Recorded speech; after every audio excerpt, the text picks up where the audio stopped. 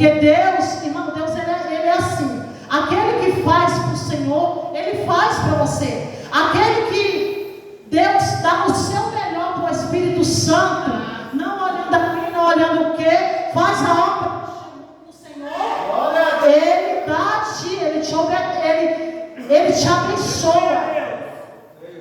Glória. Mas servir a Deus, servir esse Deus é para ser rico, é para ser próspero? Não, irmão, porque a nossa riqueza está no céu. A nossa riqueza é quando nós entrarmos naquele portão celestial e servimos esse Deus da nossa alma e de nosso coração. Aleluia. Aleluia, Jesus. Porque o pastor não é como se fosse no tempo de hoje. Porque Satanás, ele vem, ele nos atormenta e ele também pede a Deus para não tocar na gente. Mas como nós somos lavados, remidos pelo Espírito Santo, estamos na presença do Senhor e servindo Ele com a sinceridade da nossa alma, do nosso coração, Ele não toca. Mas se você tiver a sua casa espiritual todo desmantelado na presença do Senhor, fazendo as coisas de Deus de qualquer maneira, às vezes Deus vem e permite, o diabo vem e faça roaça na sua vida. Aleluia, Jesus, glória a Deus. Porque Satanás, ele não estava satisfeito com a vida de Jó. Ele não estava satisfeito que Jó era bom, era um homem íntegro e um homem que servia a Deus e fazia o certo e andava pelos caminhos retos. Ele não estava satisfeito. Aí a palavra dessa certa feita, ele pediu a Deus, porque para tocar na gente, para tocar no servo do Senhor, tem que pedir autorização para o Espírito Santo. Porque crente, servo do Senhor, ele não tem dono. É que nem quando nós sofremos, pastor, afronta, né? Porque o crente, para ser afrontado, perseguido, é aquele que faz a obra, é aquele que se dedica na obra de Deus, que mergulha na presença do Senhor e faz o querer do Pai. O crente, para ser apedrejado e perseguido. Glória a Deus, aleluia. Por quê? Porque nós carregamos a marca da promessa. Nós carregamos, irmão, a marca de Cristo. E quando nós carregamos essa marca de Cristo, quando Jesus não vir buscar o seu, a sua igreja, para ser santificada, para ir morar com o Pai, nós vamos passar tormento nesta terra assim. Mas é melhor passar luta com o Espírito Santo. É melhor passar chorar na presença do Pai. É melhor chorar nessa presença do Espírito Santo. Porque o galardão, ela vem do Senhor. Jó, em momento nenhum, ele negou Deus, pastor. Em momento nenhum, ele negou aquele Deus que ele servia, que ele era íntegro, que ele fazia o querer do Pai.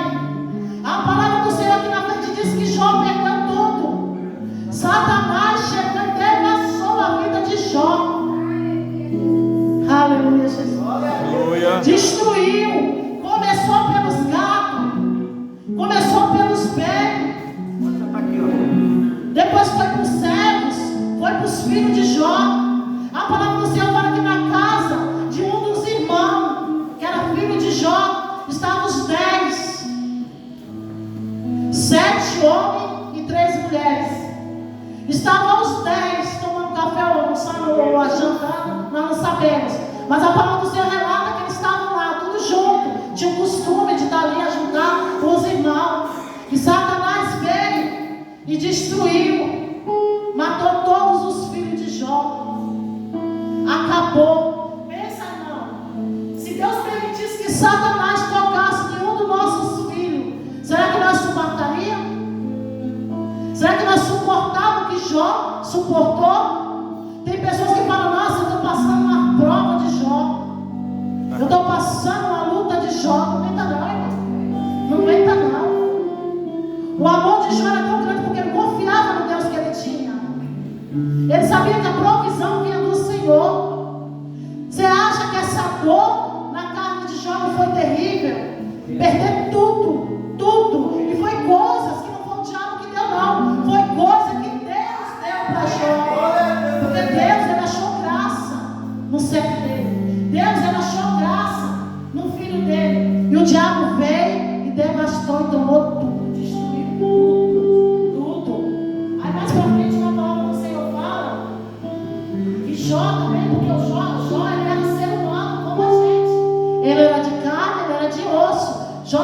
sentia dor. Satanás, ele não estava contente. Ele foi e ainda pediu para Deus para tocar mais em Jó. A palavra do Senhor fala que ele veio para tocar mais em Jó. E Deus, está mais na frente, e Deus permitiu que Satanás tocasse. Aí foi a hora que veio as chagas, que veio a enfermidade, porque estava achando pouco. Satanás foi lá e pediu permissão para Deus para tocar mais uma vez em Jó.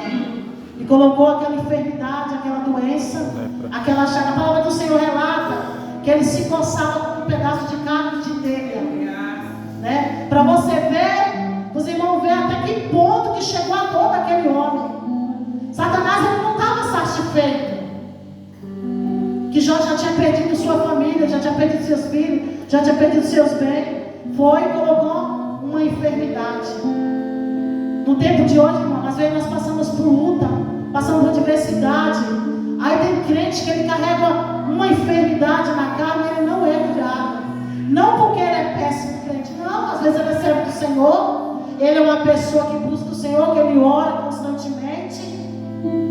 Aleluia, Jesus. Ora, porque eu já vi assim de frente uma irmã que a gente conhecia, mulher valorosa, uma senhora de idade, serva na presença do Senhor. Ela tinha câncer, ela tinha e outras enfermidades ainda.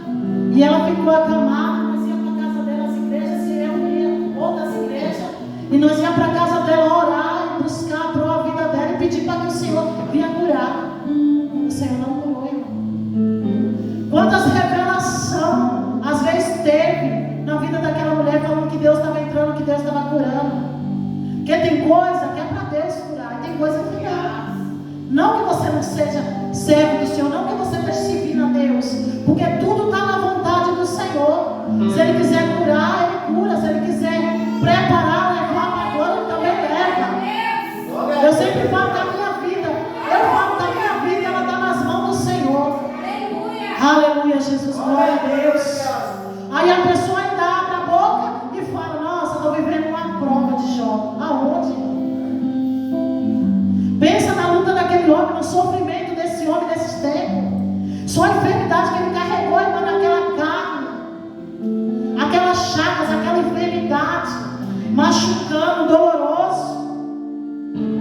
E a palavra mais na frente relata que Jó, ele se ajoelhou, colocou sua cara no pó e se amaldiçoou o dia que ele nasceu. Para você, quanto que estava a dor daquele homem? Será que estava pouquinha? Ele amaldiçoou ao dia que ele nasceu. Aleluia, Jesus. E creio que nesse tempo aí ele passou muita luta. Prós aí, ele se desmanchou na presença de Deus e perguntou para Deus por que ele nasceu, né? Porque eu entendi da palavra. Por que Deus não recolheu? Por que Deus deixou ele vir no mundo? Para ele passar tudo aquilo. E aí nós questionamos Deus. Nós colocamos Deus, pastor, na parede. Irmão, é tudo no tempo do Senhor.